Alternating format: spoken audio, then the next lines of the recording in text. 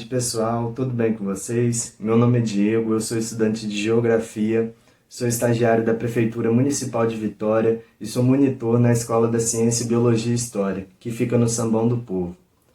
Atualmente, nós não estamos recebendo visitas pelo período de pandemia, mas nem por isso nós vamos deixar de levar nosso conteúdo, nossas informações até vocês, aí de casa. Assim como eu estou aqui de casa, levando esse conteúdo, um pouquinho dessas informações para vocês aí em casa também, de uma forma segura e saudável para todo mundo.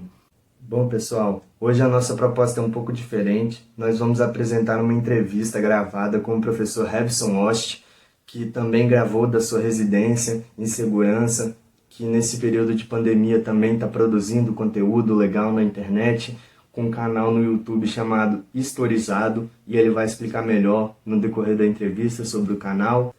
Também queremos, com esse vídeo, ressaltar a importância histórica de Vitória, reconhecer os acontecimentos históricos que marcaram Vitória, para poder tentar entender melhor um pouco do cenário atual, do que a gente vê na cidade, do que a gente sente da cidade hoje em dia. Espero que vocês gostem da entrevista, que interajam com perguntas, com propostas, que nós voltaremos com as respostas, visando atender vocês, mesmo de casa.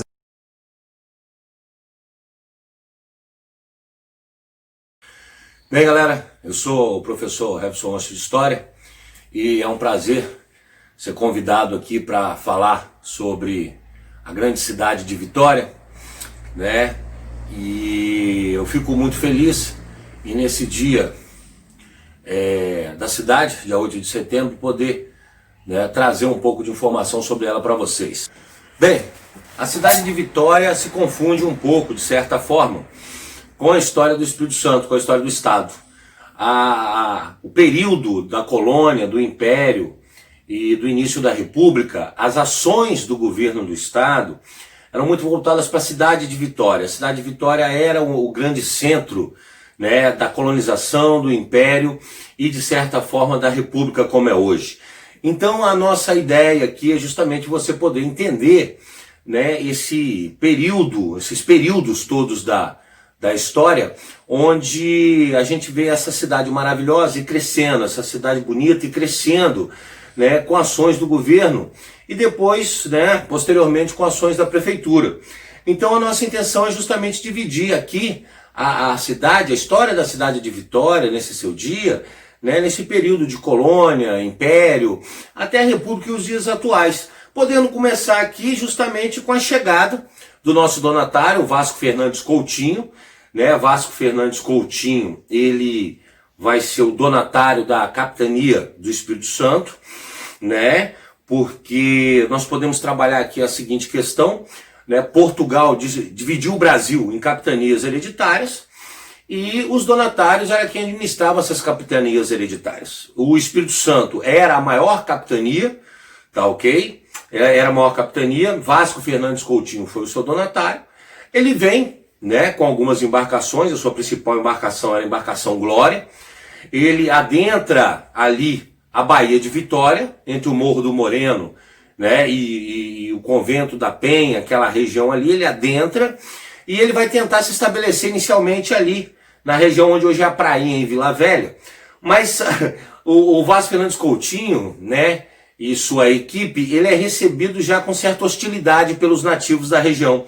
Isso mesmo, os índios vão atacar, né? Os índios vão atacar as embarcações, atacar Vasco Fernandes Coutinho.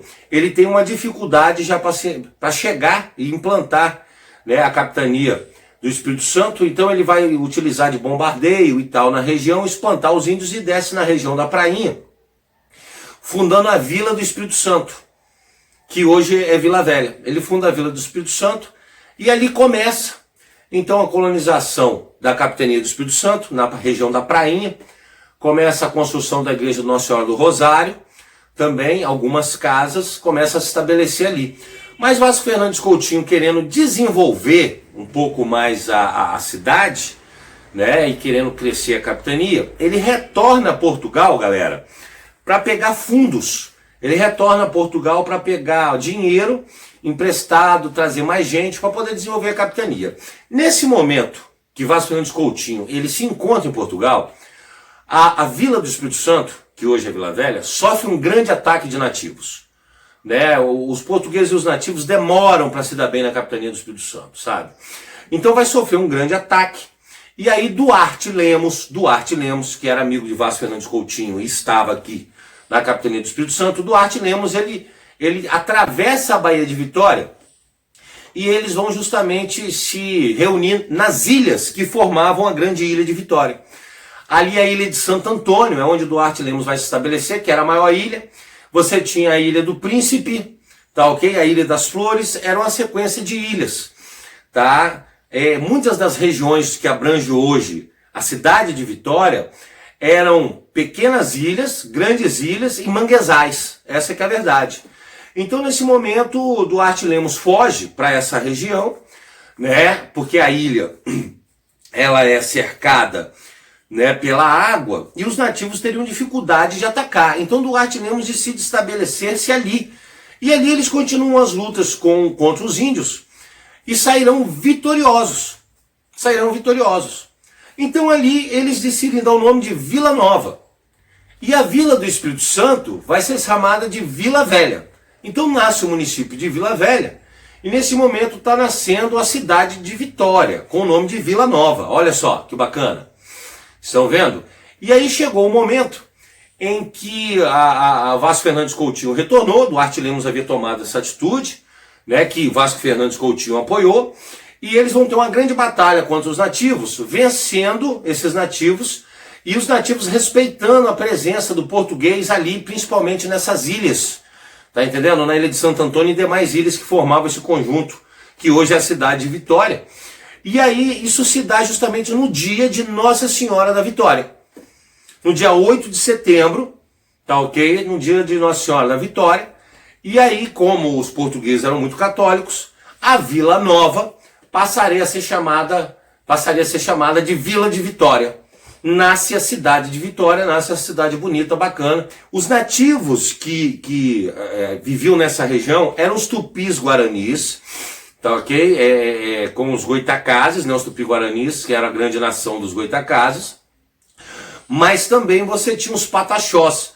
E nós tínhamos um grande número de pataxós na região de Vitória, onde hoje nós temos até 3 sítios arqueológicos sobre esses nativos, antes do português, ali na região de Fradinhos, tá? Também na região de Goiabeiras, na UFES ali, você tem esses sítios arqueológicos dos pataxós.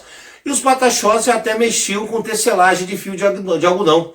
Uma curiosidade, tá? A maior parte eram povos coletores e caçadores, mas os pataxós que viviam na região, eles chegavam a mexer com isso, com fio de algodão, a tecer tecidos, é muito interessante.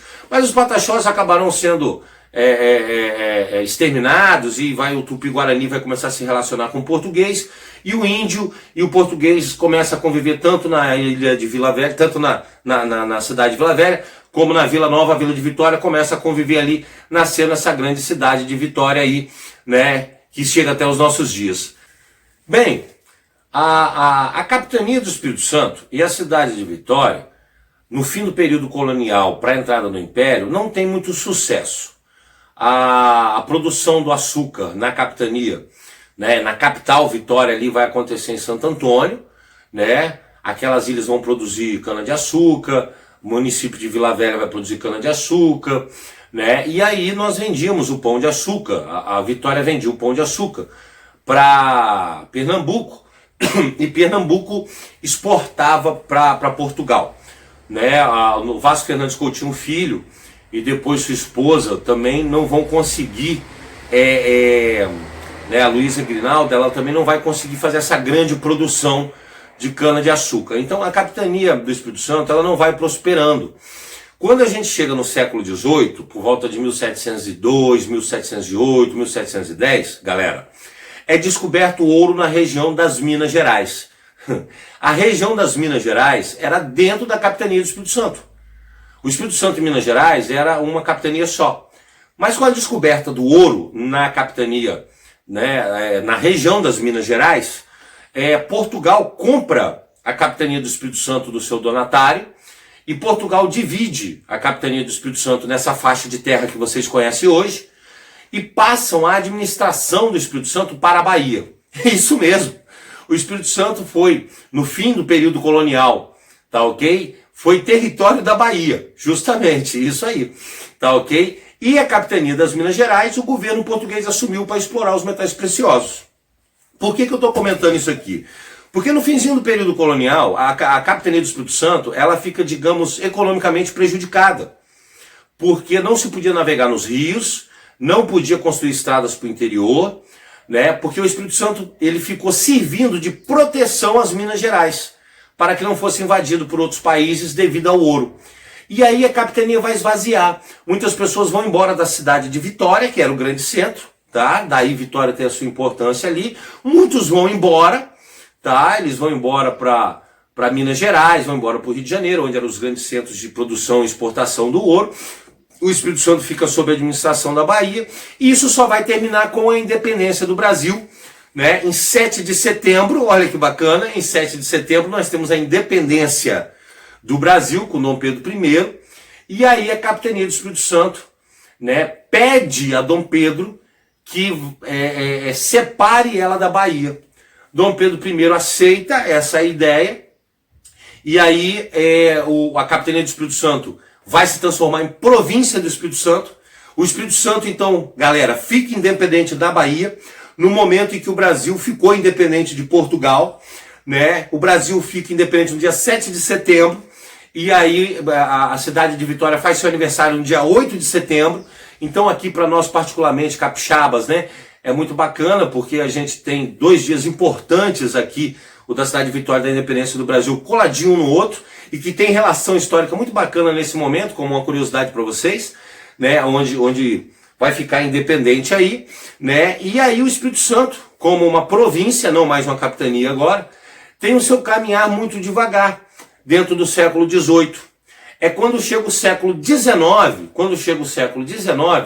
que aí sim a gente tem a proclamação da República, em 15 de novembro de 1889, e a República, galera, vai trazer aqueles ares, traz aqueles ares de Europa, traz aqueles ares de desenvolvimento econômico, aqueles ares de cidade moderna, tá ok? E aí a gente entra nesse período republicano, onde o século XIX e o século XX vai ser os 2 grandes séculos de desenvolvimento da cidade de Vitória e do próprio estado do Espírito Santo. Como eu já havia comentado, a cidade de Vitória, ela se confunde um pouco ao governo do estado do Espírito Santo, né? De certa forma, a Vitória sempre foi o grande centro, a cidade de Vitória, e muitas ações do governo do estado foram na capital Vitória.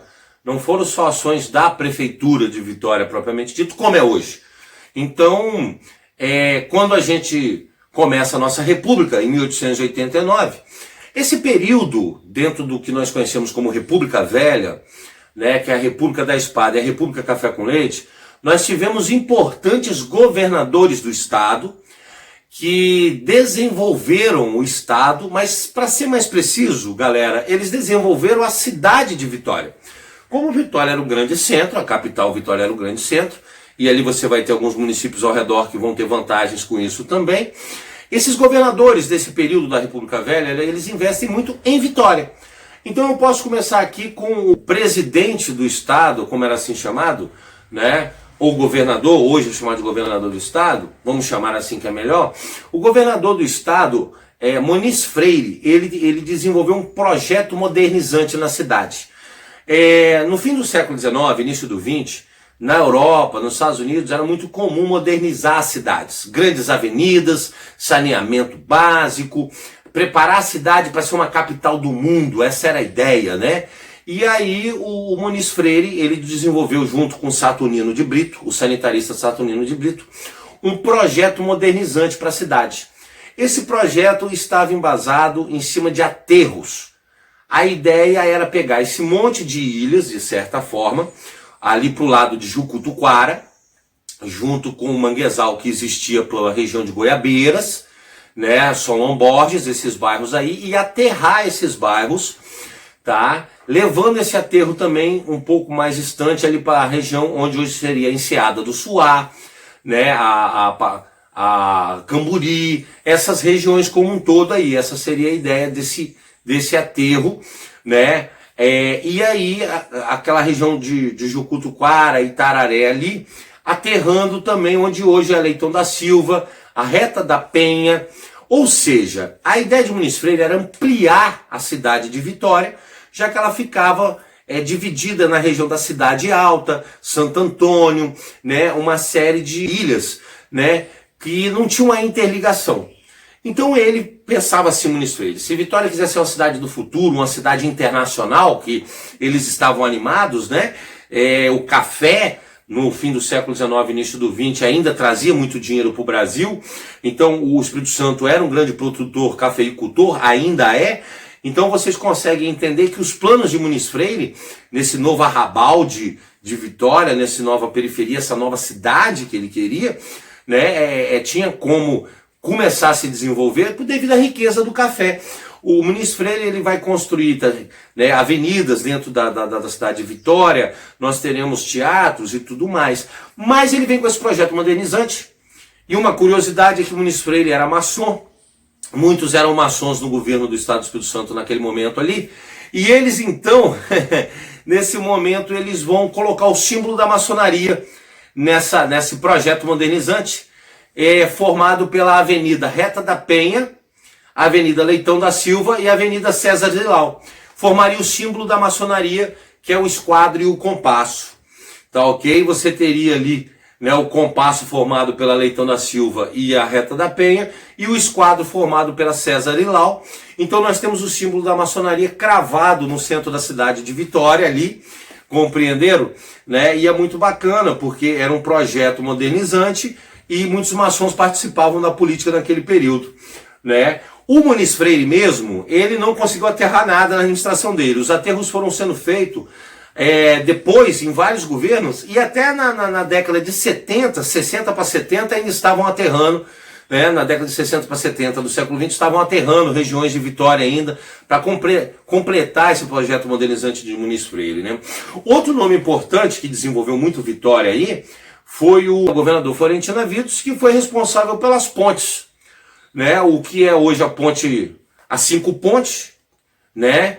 Era uma ponte de ferro comprada da Alemanha, né? E o Florentino Avidos, ele bota a ponte, tem até o nome dele, né? 5 Pontes é a ponte Florentino Avidos, e a ponte seca, ali dentro da Vila Rubim, né? Que hoje é aterrado, aquele pedacinho da Vila Rubim, mas era mar, né? E aquela ponte foi a primeira ponte ligando, sabe, galera? A primeira ponte ligando a ilha de Vitória, a capital da cidade, olha só, ao continente.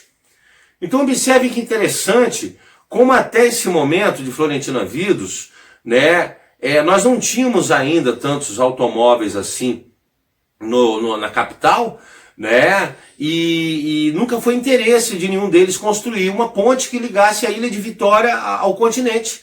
Vitória era essa capital do Espírito Santo, tinha esse desenvolvimento sendo uma ilha, se utilizava embarcações para ir até Vila Velha, né? Basicamente que era o município mais forte também ali em relação à Vitória no período do início da República, mas com a construção da Florentino Avidos foi de extrema importância, porque o número de automóveis vai crescer daí para frente, vai ser interessante ter automóveis, a cidade começa a modernizar com suas vias, tá entendendo? E aí o Florentino Avidos ele vai ser responsável não só pela ponte, questão de saúde e tudo mais, né? Um outro nome importante que nós temos nesse período foi Jerônimo Monteiro, no qual Jerônimo Monteiro ele trouxe para o Espírito Santo, né, uma modernização na educação, uma modernização na arte, e isso tudo estava centrado em Vitória. Modernização de hospitais, tá, durante a República Velha, mas isso tudo estava no grande centro Vitória. Então a cidade de Vitória ela tem um desenvolvimento espacial muito bacana, né, e os grandes centros relacionados ao estudo, à tecnologia e à saúde, tá, e ao grande comércio se encontrava em Vitória. Né? O desenvolvimento do porto foi muito importante também, porque era um porto natural. E durante essa administração do Florentino Avidos, né? Essa administração de Muniz Freire, Florentino Avidos, e nós temos aí a criação de um porto, digo para vocês, já para atender grandes embarcações. Isso. Compreenderam? A ideia seria atender grandes embarcações. Então o porto natural, já no início da nossa da nossa república, na capital de Vitória, o porto natural ele vai ser destituído, eles vão construir um porto para atender grandes embarcações. Então Vitória começa a sua história no século XX sendo uma cidade portuária, como realmente é, e por fim todo o estado do Espírito Santo também o é. Quando a gente chega em 1930, para concluir essa parte para gente, quando a gente chega em 1930, Vargas sobe ao poder com a chamada Revolução de 30. E Vargas havia escolhido um interventor em cada lugar. Compreenderam? Ele botava não governadores, eram homens que obedeciam a ele. Então ele escolheu Punaro Bley para governar o Espírito Santo. E Punaro Bley foi o governador do Espírito Santo de 1930 a 1945. E Punaro Bley também trouxe um grande desenvolvimento para a capital Vitória, porque pois tudo era lá. A fundação do Banco Agrícola do Espírito Santo, que hoje é o Baneste, era para o interior, mas a sede dele era na ilha de Vitória. A construção da Companhia Vale do Rio Doce, durante a Segunda Guerra, se implanta ali a Vale do Rio Doce, né? Como vocês sabem, hoje na região da ArcelorMittal, que foi também uma antiga Companhia Siderúrgica do Tubarão. Então você tem o desenvolvimento agrícola com o Punaro Bley, do Espírito Santo, com os escritórios na cidade de Vitória. Você tem a Vale do Rio Doce, ali em Vitória, mas já para o lado do município de Serra um pouco mais, mas com seus escritórios em Vitória. Então a capital Vitória, durante a República Velha e durante a era Vargas, a capital Vitória vai receber os escritórios das indústrias, receber os escritórios das exportações agrícolas. Então a cidade de Vitória continuará sendo um grande centro. E Punaro Bley amplia como um todo, né, a questão da saúde, principalmente a educação básica, e Vitória seria esse grande centro. Nós teremos a fundação da Faculdade de Farmácia e da Faculdade de Direito também desse período. Os prédios, né, ficam ali próximo ao Parque Moscoso, né? A região do Parque Moscoso passa a ser muito valorizada. O Parque Moscoso foi fundado lá com Florentino Avidos, né? E era um grande lixão o Parque Moscoso, mas se torna um parque. A cidade já pensava nessas questões ambientais um pouco desde a República Velha, né? Muito importante saber disso. Então Vitória se torna um grande centro tecnológico, o grande centro de educação, o grande centro do comércio, o grande centro portuário de exportações, com os escritórios praticamente todos lá, né? E aí a gente percebe que quando a gente chega na metade do século XX, em 1945, a capital Vitória é uma grande cidade. Já é uma grande cidade. A era Vargas vai terminar e nós caminharemos aí para um período de redemocratização, ditadura e redemocratização novamente, que nós veremos. Na segunda metade do século XX, após a era Vargas, nós temos um período de redemocratização aí no país todo e também no Espírito Santo. Então a população vota, escolhe seus candidatos. E nós teremos alguns nomes importantes como governos do Estado, que sempre investiu em Vitória, que era o grande centro do Estado. Como Carlos Lindenberg, Jones dos Santos Neves, né? Jones dos Santos Neves, nós temos a construção da UFES. Então nasce a Universidade Federal do Espírito Santo, tá? Também em Vitória, né? Ali próximo da Ponte da Passagem, mesmo que de certa forma já se encontra no município, né? Seria o restante do município de Serra. O município de Serra sempre ficou muito distante daquela área, mais próximo hoje. Então Vitória se expandiu para aquela região. Ali sai o rio Santa Maria, né? Corta o rio Santa Maria e de certa forma esses rios que descem ali, aqueles afluentezinhos, né, eram menores, por isso que Vitória acabou se expandindo para aquela região mais ao norte, compreenderam? E nasce a UFES ali naquele momento. O Espírito Santo vai tendo seu desenvolvimento nesse período um pouco mais lento. Nós exportamos café, alguma coisa de cacau, né, mamão, fica alguma coisa assim. O Espírito Santo vai tendo algum desenvolvimento ali, mas nada muito grande. Aí vem a ditadura de 1964 a 1985, 84, 85, a famosa ditadura militar, onde que para a capital a ditadura faz uma administração econômica muito importante. Também eram colocados governadores indicados pelo governo de Brasília, pela ditadura, e a ditadura viu no Espírito Santo um estado a receber muito investimento. Então nós tivemos ali a construção da segunda ponte, foi a segunda ponte para ligar Vitória ao continente. Tivemos o início da terceira ponte, olha lá, né, a construção, o início da terceira ponte na ditadura. Nós tivemos Civite, o Centro Industrial de Vitória, tá ok? Que de certa forma está no município de Serra, mas a maior parte dos escritórios se concentram em Vitória, como eu disse a vocês, né? Tivemos a criação das escolas técnicas de Vitória também, né? E foi um período de certa forma próspero nesse sentido, né? E apesar de um certo desmatamento, uma despreocupação com o meio ambiente durante essa época, né? E nesse período, muita gente veio do interior para a capital. Então a questão urbana da cidade de Vitória pesou bastante, porque muitas pessoas que vinham atrás de emprego na região de Vitória e nos municípios adjacentes, não conseguiam esse emprego, sabe? Devido ao avanço que a ditadura trouxe para a capital, mas não conseguia absorver todo esse capixaba, mineiro e baiano do interior que vinha para cá. Então o surgimento das favelas, das comunidades, começam em algumas regiões, né? Os manguezais são invadidos. Então a questão ambiental durante a ditadura é uma questão muito abandonada. Mas com o fim da ditadura, em 1985, né, 1984, 85, 86, e já em 1982 começam as eleições, né, liberado eleições para prefeito, para governadores. Então a ditadura, antes de acabar, já liberou as eleições para os outros cargos do executivo assim, né? Ali começa então ter uma preocupação com o meio ambiente, né? Começa os próximos governantes do estado a partir desse momento, entre 1982, 84, 85, galera, até 2000, esses governantes começam a incluir o meio ambiente, né, no Espírito Santo e na cidade de Vitória. A partir desse momento nós temos a criação do parque, né, a reserva da Fonte Grande. A reserva da Fonte Grande, ela é criada nesse momento, né, dentro de Vitória. Olha que legal, uma certa preocupação. Nós começamos a ter uma avaliação, tem a Eco 92 no Rio de Janeiro, e tanto os prefeitos como os governadores começam a se preocupar com a despoluição da Baía de Vitória, com a limpeza dos canais, com o esgoto. Isso começa, a ocupação dos manguezais começa a ser monitorada, começa a se formar os bairros, né, como São Pedro 1, 2, 3, a Resistência começa a tratar disso, a tratar do lixo, a acabar com os lixões. Então os governos do fim dos anos 80 até 2000, eles têm essa preocupação, né? Os governos dos estados, no Espírito Santo e na cidade de Vitória.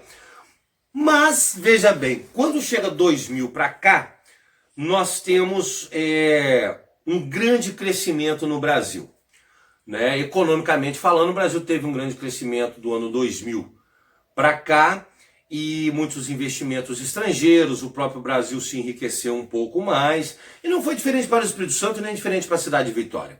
Por que eu digo isso? Porque nesse momento a cidade de Vitória, ela ficou muito mais autônoma em relação ao governo do estado. Como nós percebemos, eu passei toda essa aula de história, esse bate-papo, essa aula de sociologia, geografia aqui com vocês, como um bate-papo, mostrando que o governo do estado tinha muito a ver com a capital Vitória. Certo? E aí nesse momento, a partir do ano 2000, a cidade de Vitória, ela ganha uma autonomia em relação ao governo do estado. E aí as ações dos prefeitos e da Assembleia de Vereadores, né, de Vitória, tem grande importância a partir desse momento. Então muitos feitos de 2000 para cá começam a ser da própria Prefeitura de Vitória, compreenderam? Começam a ser ação da própria Câmara de Vereadores, olha que bacana. Então hoje, vai passando de 2000 para cá, né, nós podemos perceber que hoje nós tivemos um eixo econômico da cidade de Vitória saindo do centro da cidade alta e vindo para a região que era o Aterro, da Enseada do Suá, da Praia do Canto, tá entendendo? Aquela região. A construção, né, de um grande comércio nessa área, a construção da Assembleia Legislativa, do Ministério Público, do Tribunal de Justiça. Ou seja, percebam que tudo que existia no centro, na cidade alta, veio para a Enseada do Suá, veio para essa região ali, que era de Aterro, onde foi a terceira ponte. E eu quero que vocês entendam que hoje, já em 2020, nós tivemos completamente ali entre 2000 e 2020, nesses 20 anos, nós tivemos uma maior autonomia da Prefeitura de Vitória em relação ao governo do estado. O governo do estado passou a investir mais no estado, né, e menos na própria cidade de Vitória, diferente do passado. E aí o eixo do centro de Vitória, o eixo econômico de todos os prédios e tudo, mudou justamente para essa região. E hoje o centro, ele existe ainda, ele acontece, né? A sede do governo, o Palácio Anchieta, é a sede do governo do Espírito Santo, fica na capital Vitória, não resta dúvida, né? Mas a região, ela hoje é muito mais histórica. Ela tem um comércio durante o dia, ela é histórica, mas ela perdeu essa posição de grande centro da economia, da política e da justiça da capital Vitória, compreender? Hoje é a Enseada do Suá. E nós tivemos esse grande desenvolvimento em toda a cidade, né? E os grandes desafios de Vitória para o futuro hoje é justamente atingir e se manter como ela se mantém com um cerco de inteligência, né, de segurança, busca manter o meio ambiente atendido, né, busca manter seus parques, e aí o grande símbolo de Vitória foi escolhido, que seria justamente a Pedra da Cebola, né? Surge nesse período o Parque A Pedra da Cebola, ou seja, todos os lixões da cidade vão sendo transformados em parques, com a preocupação com o meio ambiente, a preocupação social, muito bacana, né? Vencer os desafios dentro das comunidades, de atender com saneamento e tudo mais. E a Vitória é uma cidade do futuro, é uma cidade de saúde, é uma cidade maravilhosa, compreenderam? Eu espero que vocês tenham gostado aqui. Digo para vocês, parabéns Vitória pelo seu dia, seja sempre essa cidade gigantesca, magnífica e acolhedora que a cidade de Vitória é. Compreenderam? Eu agradeço muito ao convite, agradeço muito a vocês, espero que tenham gostado e que curte o meu canal no YouTube. Né? Meu nome é Revson Osh, como eu falei, eu sou professor de História, eu tenho um canal no YouTube, é YouTube/Historizado, tá ok? /Historizado. Lá a gente trata de aulas para Enem, trata de curiosidades, trata de documentários, é tudo ligado à história de tudo. Eu sempre brinco, o canal Historizado, a história de tudo, que você fica por dentro de tudo que se passa na história do mundo, do Espírito Santo, do Brasil. Compreenderam? Então curtem lá o canal Historizado, YouTube/Historizado, com o professor Revson hoje. Espero que tenham gostado. Parabéns, Vitória. Muito obrigado. Um abraço. Em nome de toda a equipe da SBH, eu gostaria de agradecer a cada um que tirou um tempinho para poder assistir esse vídeo. Esperamos que tenham sentido o carinho que usamos para preparar essa pequena entrevista. Também em nome da nossa equipe, eu gostaria de agradecer a disponibilidade pela participação do professor Revson Osh na nossa entrevista e também lembrar a todo mundo a dar uma conferida no canal dele no YouTube, com vários conteúdos legais. Espero que vocês tenham gostado dessa proposta e mais uma vez eu agradeço.